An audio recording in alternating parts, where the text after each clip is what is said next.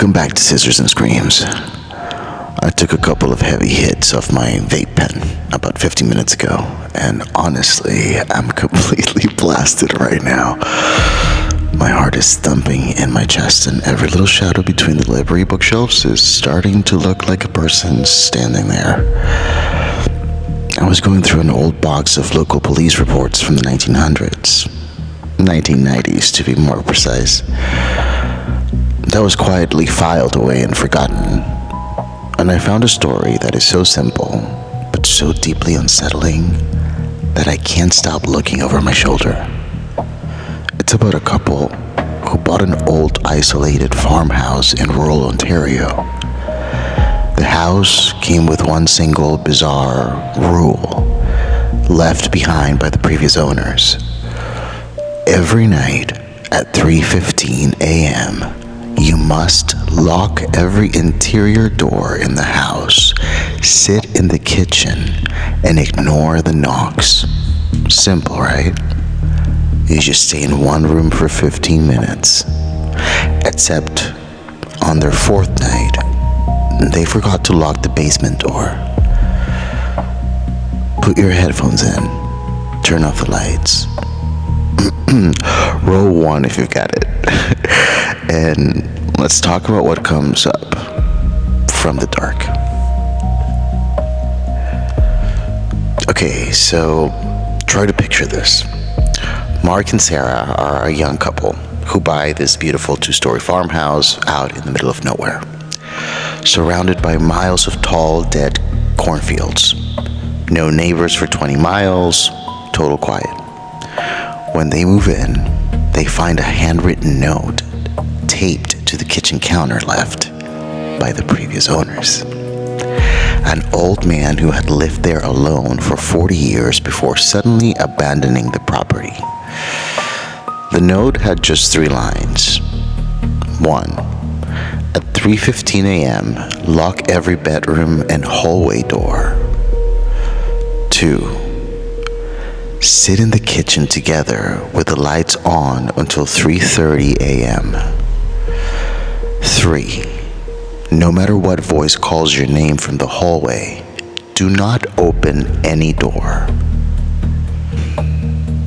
Now, if I'm sober, I read that note and think, okay, this is just a weird prank or an old man superstition.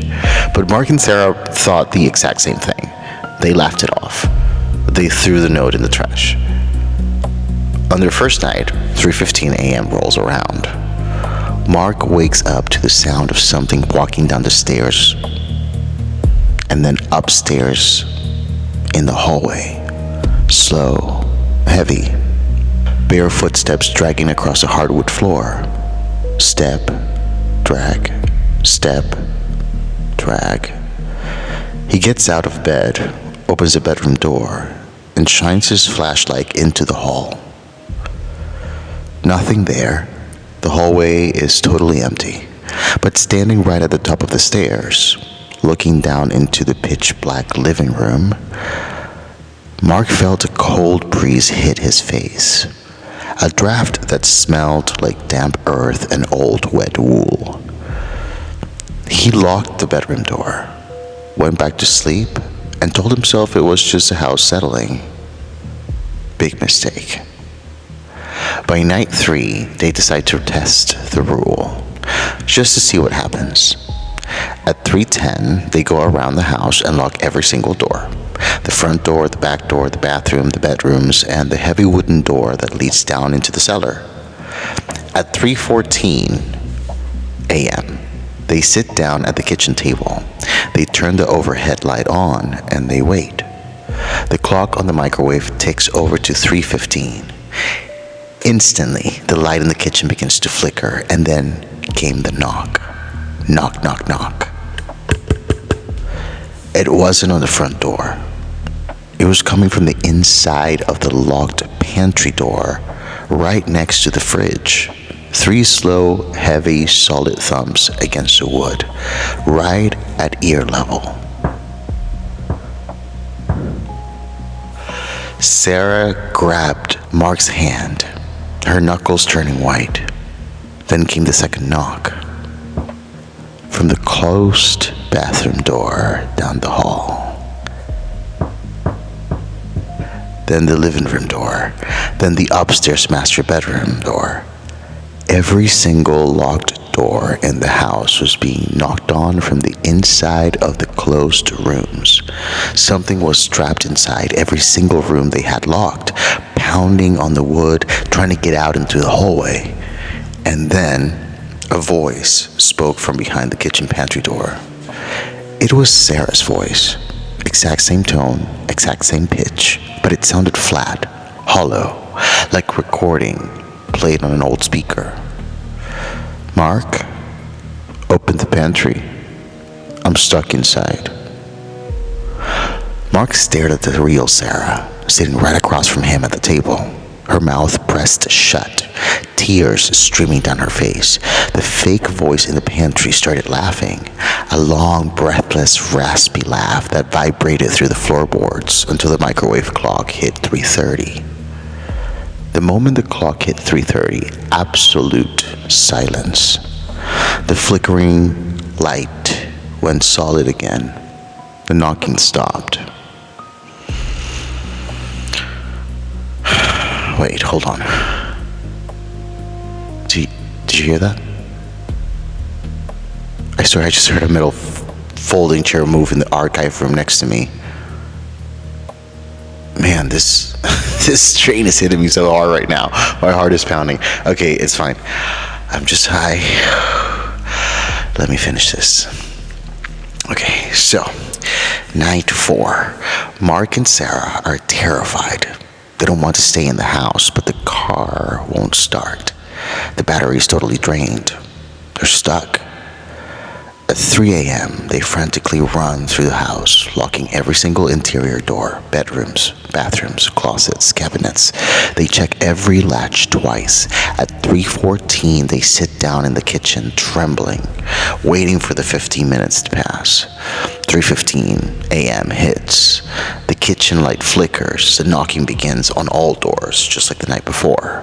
Knock, knock, knock. Voices started to call out from behind the wood, echoing through the house, and then Sarah freezes.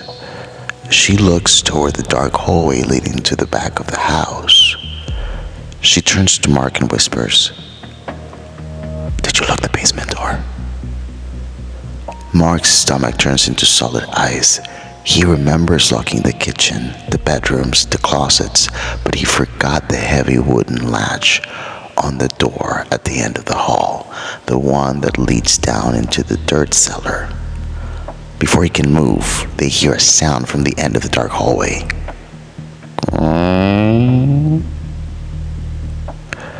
The unlocked cellar door slowly swings open on its rusted hinges. Man, this is where the police report gets really dark, because the rule said lock the doors to keep them inside the rooms. If a door is left unlocked, whatever it is in that room gets to come out into the hallway. Mark and Sarah sat paralyzed at the kitchen table, looking down the narrow dark corridor toward the open cellar door. From the black stairwell, something began to climb up the stairs. It wasn't walking on 2 legs. It was crawling. Tap, scrape. Tap, scrape.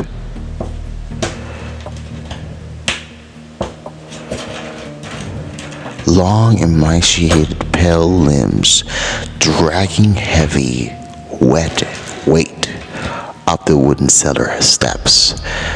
The smell hit the kitchen first. A suffocating wave of rot, wet soil, and decaying bone that made Sarah gag. A figure pulled itself into the hallway light. It was tall, horribly thin, its skin translucent and slick with black mud. Its neck was bent at an unnatural 90-degree angle. Its face completely smooth except for 2 hollow dark pits where eyes should have been. It didn't rush them. It slowly turned its head toward the kitchen, opened a wide, toothless mouth, and let out a low, vibrating hum, a sound like an old refrigerator motor running on dying power. It began crawling down the hallway toward the kitchen light, dragging its bent legs behind it, leaving a thick trail of black grease on the hardwood floor. Mark grabbed Sarah, pulled her into the small kitchen pantry, the only locked room right next to them, and slammed the door shut, throwing the deadbolt just as the thing reached the threshold. They spent the remaining 12 minutes huddled in the dark pantry, listening to that pale, wet thing pressing its heavy face against the wooden door panel, breathing through the crack, whispering both of their names in a chorus of broken, overlapping voices until 3:30 a.m. hit. At 3:30 a.m., the driver of the passing milk truck saw Mark and Sarah running barefoot down the highway in their pajamas, covered in dirt, screaming for help.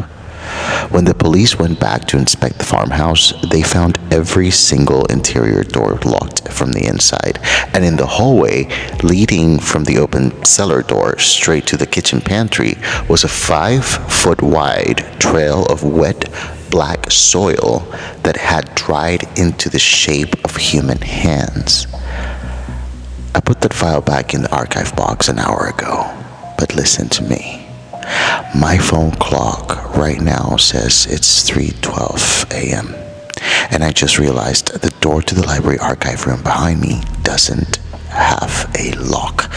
I'm packing my stuff, I'm getting in my car, and I'm never staying past midnight again. Oh my god, what the fuck was that? Oh, if you're watching this alone in your room, go check your doors. Make sure every single one is locked. And if you hear a knock from inside the closet tonight, do not answer it. Like and subscribe to Sisters and Screams, and please keep your lights on.